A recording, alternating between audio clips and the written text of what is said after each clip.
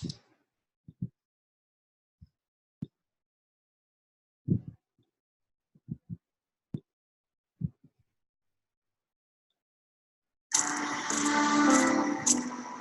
morning, everybody. Welcome to today's show. I just want to open up by asking you a question as you view today's film.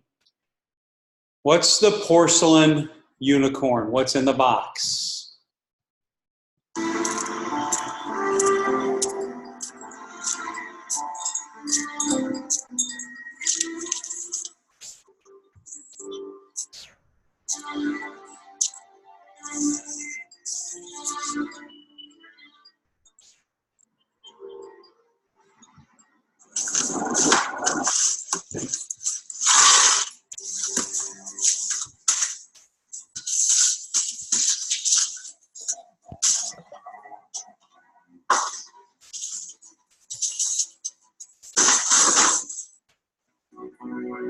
Was ist das?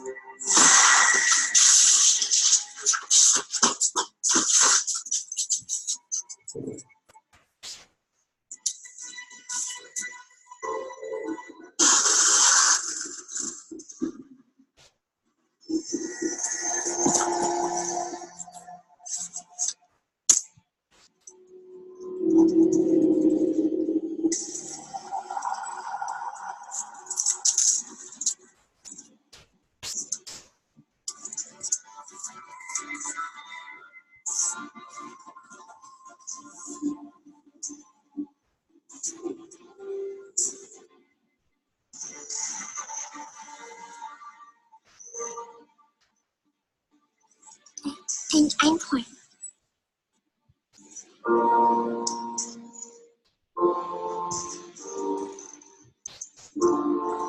Habe noch nie ein Sonar gesehen. Muy intenso.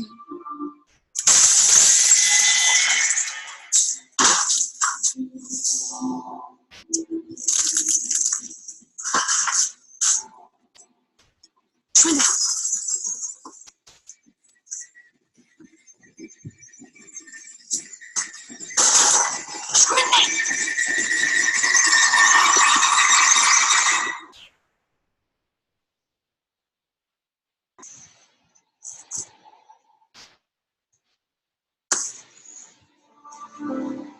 Es tut mir leid.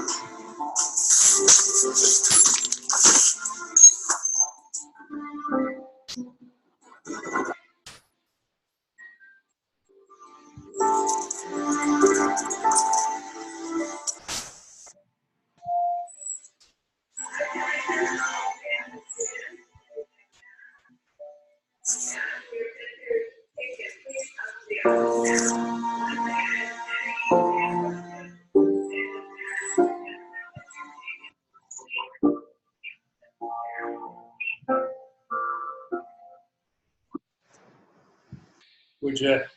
How many of you are surprised at that piece? Pretty powerful, isn't it? Good morning, everybody. Today is October 10th, 2019. Good to see all of you here today. But I randomly put this out, but then I got thinking today, at the end of the day today, our English 9 world history students are getting on 2 buses, actually buses, they're vans, and they're doing an overnight trip in Farmington Hills down by Detroit area, and they're going to be visiting the Holy Cross Museum.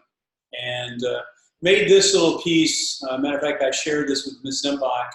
She may want to share with her students if she wants. But for those who don't know, and many of you do, that the Holocaust, the extermination of Jews, Gypsies, non-desirables in Nazi Germany during late 1930s into 1945 took place, with well over 6 million were exterminated, killed. And just another story that I felt, 2 reasons I shared it today. Number one, after I got thinking about the field trip, this is so appropriate for them.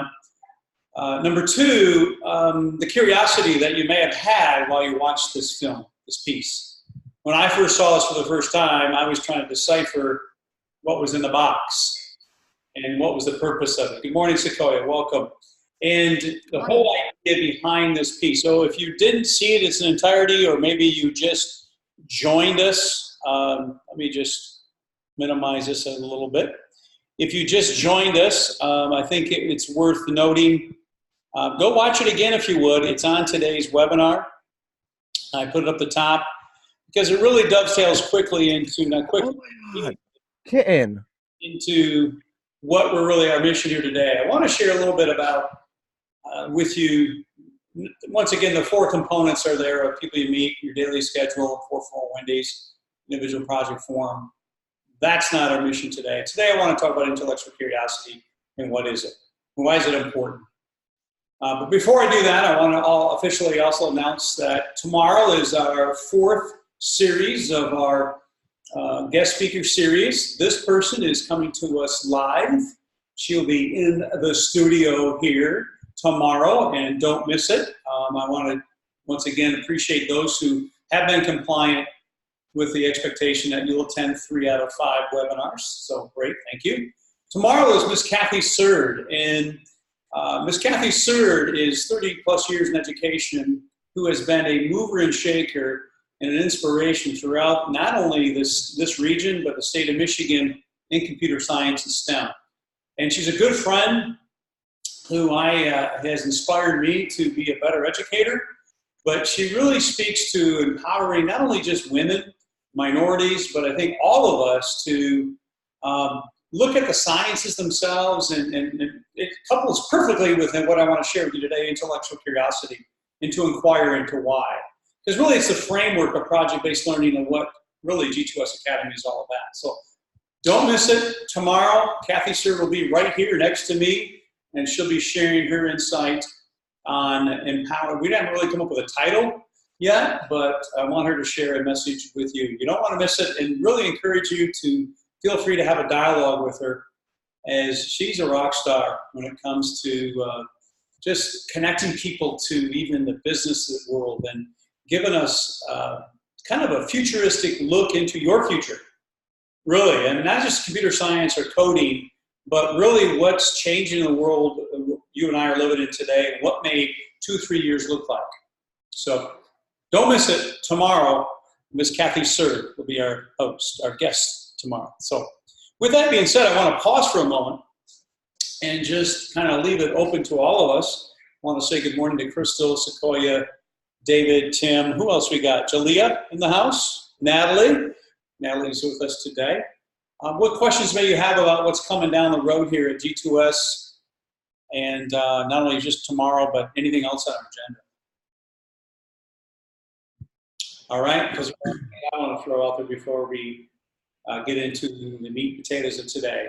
Today I sat down with Natalie, and I want to thank Crystal. You have have completed your 4 Wendy's. It's really, actually, I call it that, but it's a goal sheet for the end of the marking period. And so I really need that from Tim, David, Sequoia. It's on today's doc. Take a look at it, fill it out. It's just setting 2 measurable goals here in school.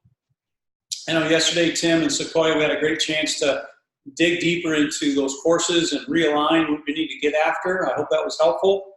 Maybe give you a better idea, what do I want to do over the next few weeks to complete that's measurable. So I'm using the reward of a lunch, free lunch on me, or G2S Academy here. So let's submit those to me if you would by Friday.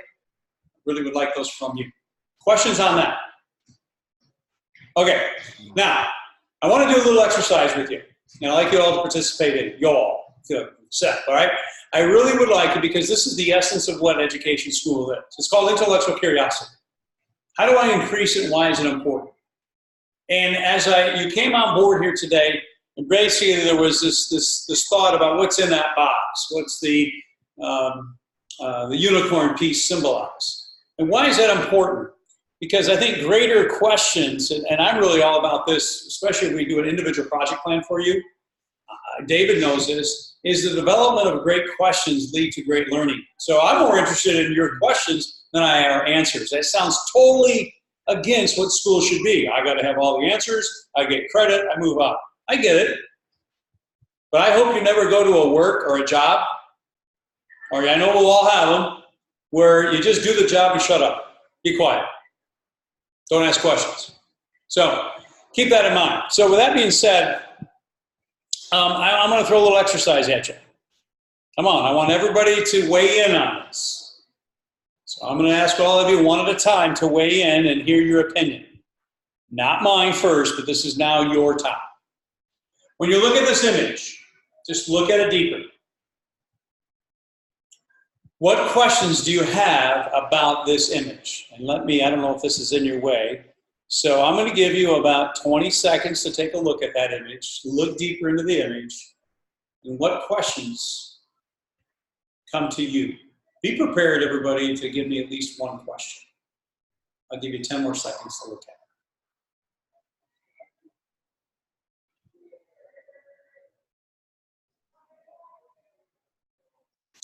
I just came up with another question I never thought of, and I've done this for 2 years now. Okay. Tim, let's start with you. Tim, throw me a question, please. What questions, by looking at this image, do you have about that image?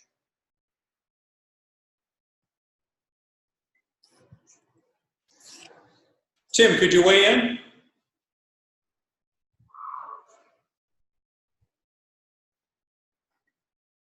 I'll give you time. Tim, you have to unmute your mic. Your mic is still muted, so we can't hear you. I'll come right back to you. Tim, David, could you go on next? What questions do you have about this image? What are they looking at? Say it again a little louder, please. What are they looking at? What are they looking at? Wow. What are they looking at? And especially the little girl there to the left of mom, right? Yeah. Yeah. Awesome. Thank you. Jelani, what questions may you have? Throw out a question. Where are the shoes? A little louder, please. Unmute button. Where are the shoes? List item. I'm sorry, I can't hear you. There's some noise in the background. Don't be shy. We'll come back to you. I didn't hear you, Jelani. I'd like you to kind of report back. Natalie, what questions do you have when you look at this image? Probably like, have they ate today, or why are they living like that? Awesome. Never thought of that. Have they eaten today? Are they hungry? David's saying, hey, what are they looking at? Is there something that, because they're not looking at the camera. Are they hungry? Excellent. Crystal, what comes to mind here when you look at this image?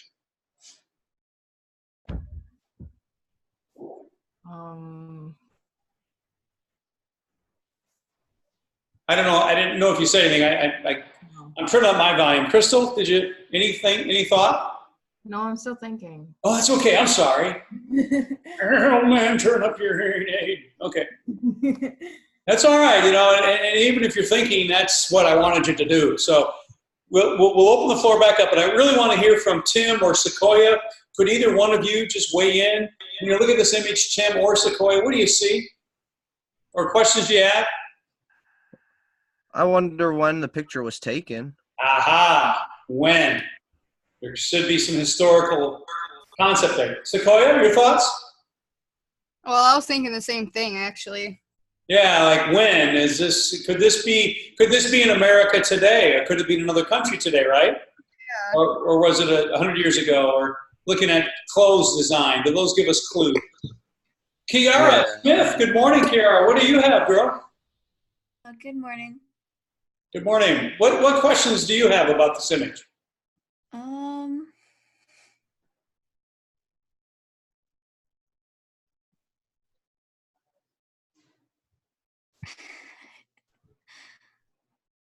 One question. Come up with one question.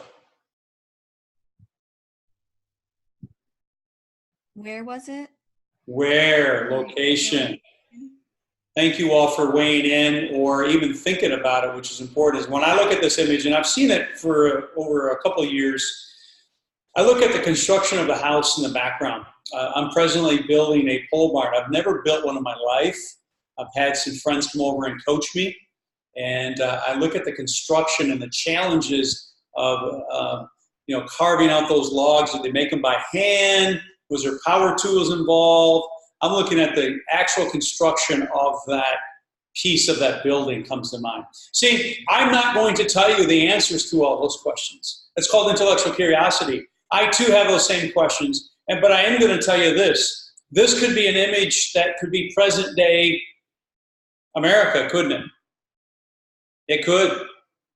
It could be an image of something 30, 60, 70, 80, 100. Well, maybe there's some clues in there that tell us about a time period too, the construction of a building, to the clothes they wear, to, but we don't know. But we do look at it, and we do probably see poverty may be an issue, correct? Oh, absolutely. That could be us. Yeah. So what's the purpose of this exercise when we talk about intellectual curiosity? So I really, this is huge, because I feel it's something we don't think about or thinking enough. So if you've ever heard of John Green and his brother, they do this blog, they talk back and forth. But John has this 2-minute piece called On Our Way to the Dance. And it has a lot to do with what we just did this second. Check this 2-minute piece out and how our perception or intellectual curiosity could challenge our thinking, or maybe even impede it, or maybe influence it. Check this out. Oops, I didn't want to do that.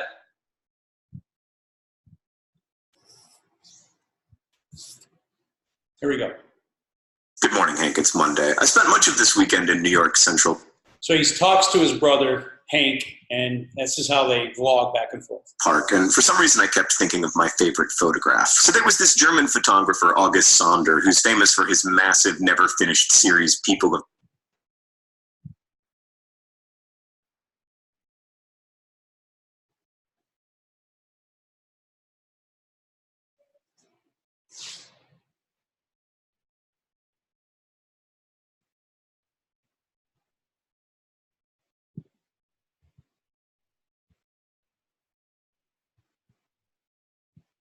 All right, one more chance. Sorry.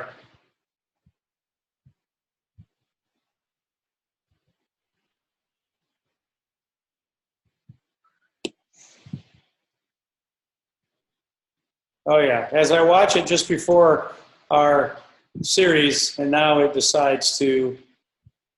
picture. This one, which is sometimes known as Three Sorry Farmers about on that, Their Way folks. to a We Dance, just had a 1914. malfunction. There's a lot I like about this picture. I like how the farmers' heads are cut off by the horizon. I like how their faces are in the sky, but their feet are in the mud. And I like what the photograph tells us about class and history, that by 1914, mass production meant that Hold on these one young second. farmers could afford suits and fancy hats and canes. For the first time in history, European peasants in the countryside could dress like, or almost like, urban professionals. But then again, they're still walking rather than driving in a car. These are young men on the cusp of what I think of as the contemporary world, and I like how they're looking over their shoulders as if they can only briefly pause for the camera before they head off to their futures, to the dance. It was the middle of night.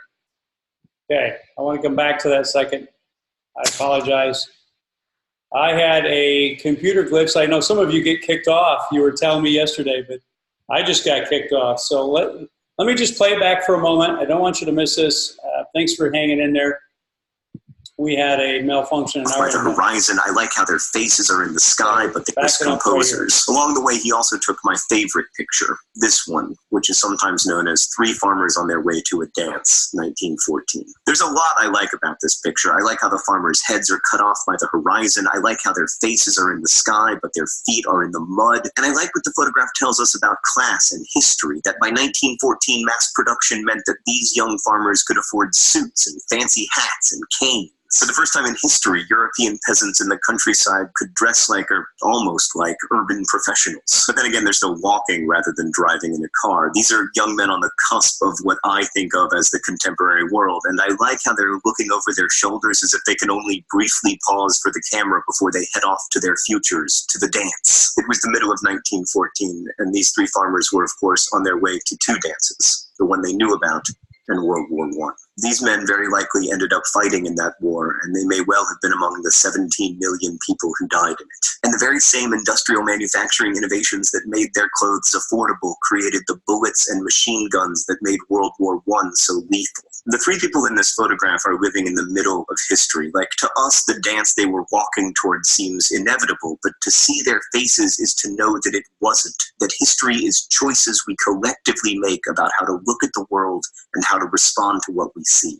These three young farmers walking along a road in the German Westerwald 101 years ago remind me that I am also in the middle of history, and that how I imagine the world and the people in it really matters. Someone once told me that photographs are just light and time.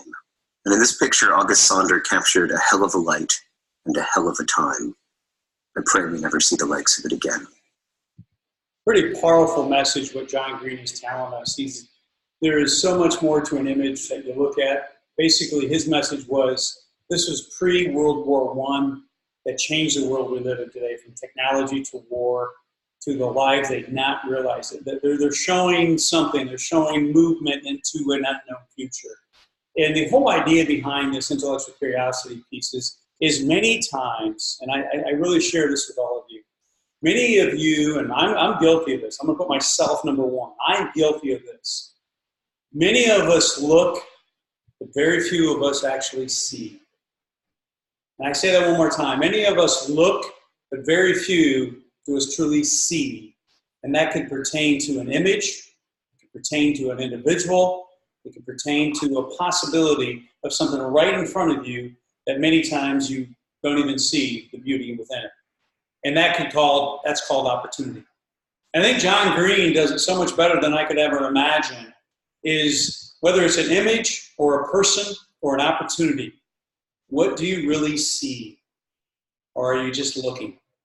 And that's a challenge he keeps us into, continuous thinking. And I don't mean to pick on Crystal, but I'm going to just use Crystal because it comes to mind, or David, Natalie, Jelani, all of you. Even, you know, when I meet with you and I listen to those possibilities of whether they're project or ideas or where you want to go with your future, you're starting to see and not just look. And that's what I want you to continue to challenge.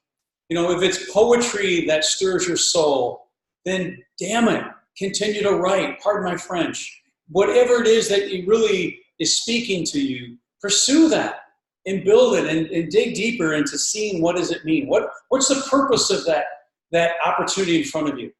And so that's kind of what I truly, when I look at intellectual curiosity, and whether it's as crazy as carving out time to yourself, right, Natalie?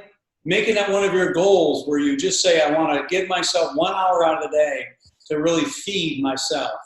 Start doing that and start asking greater questions of what it is that you want as you pursue, whether it's here at G2S or your future.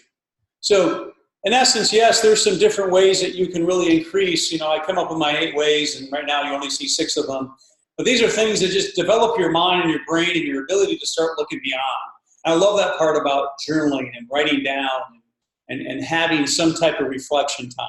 Find that time in yourself. And John Green's lesson is a reminder to all of us about what is it that creates an intellectual curiosity for you. So my thoughts, or that's my thoughts on what I just shared. I want to continue our conversation. If you want to continue talking about this intellectual curiosity and how it could tie into maybe one of your projects, let's talk. I mean, there's so much. Let's build. Let's not stop talking. Let's start building that in. Today, Natalie and I took 3 units of English 9, and we threw out 1. And we included into that 1 a piece of writing that she's passionate about that's going to build her intellectual curiosity. Crystal, we've talked about building your poetry into actually an English 9. I want to kind of iron that out if we can. So let's continue those type of conversations. Whatever you need to help keep building. Stay connected with me. If you have any questions, reach out to me. Before we sign off, don't forget tomorrow, Miss Sir will be with us in the studio. Make sure you're here. 10 o'clock sharp should be going on. Get a chance to really listen to her and ask her questions. Feel free to, I don't want this a one-way conversation. I want it two-way. What final wonderings or questions or intellectual curiosity do any of you have? I got nothing. Thank you, David. Appreciate your feedback on that. Yeah. Call me, text me, continue moving the needle, as I say, whether it's your module, individual project. If you need more clarity, you got to reach out to me. It's called two-way communication. So seek me out today. All right, folks? All right. Have a good day. You too, David. Thank you, everybody. Have a blessed day, everybody. Stay connected and look forward to seeing you tomorrow.